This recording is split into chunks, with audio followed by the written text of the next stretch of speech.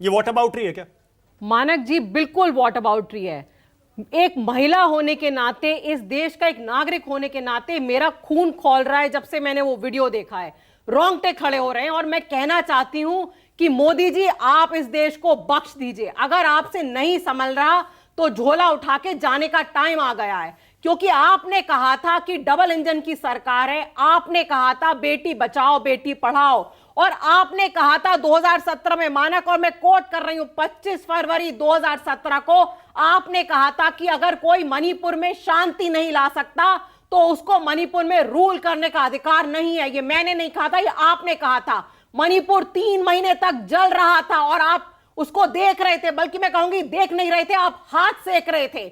आप जा रहे थे फ्रांस में, फ्रांस तक मणिपुर की आवाज पहुंच गई। वहां पे यूरोपियन यूनियन को मणिपुर की आवाज सुनाई दे गई, यूरोपियन यूनियन में चर्चा हुआ और आप वहां फ्रांस में बैठ के तमाशा देख रहे थे। दिल्ली में बैठ के आपके कानों तक जू नहीं रहेंगी। और मणिपुर की घटना को किसी और स्टेट से हम कंपेयर नहीं कर सकते। वो 3 महीने तक जल रहा था वहां पे गवाही दी है कि पुलिस ने मॉब के हवाले किया उन महिलाओं को। मणिपुर में 355 लगा हुआ है, उसका मतलब है कि वहां पे लॉ एंड ऑर्डर प्रशासन सीधे अमित शाह के अंडर में आता है। और जब अमित शाह इस समय कुछ में नहीं बोले, सब चुपचाप बैठे रहे।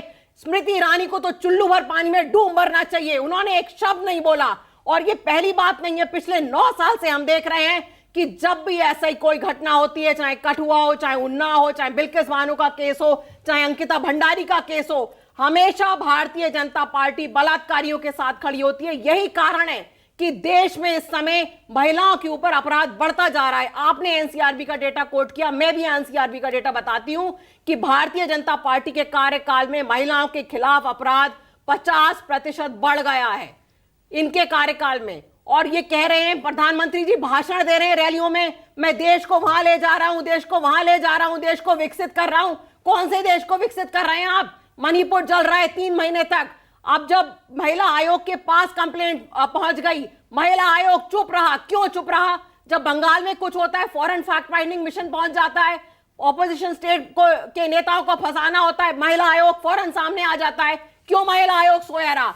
ये पूरा का पूरा प्रायोजित वहां पे कार्यक्रम चल रहा है। इनके चीफ मिनिस्टर ने बोला कि ऐसे 100 केस हो गए हैं, किसी और चीफ मिनिस्टर ने बोला कि 100 केस हो गए हैं, इसलिए हमने इंटरनेट बंद कर दिया। तो मणिपुर की घटना को किसी और से कंपेयर ना किया जाए। बिल्कुल।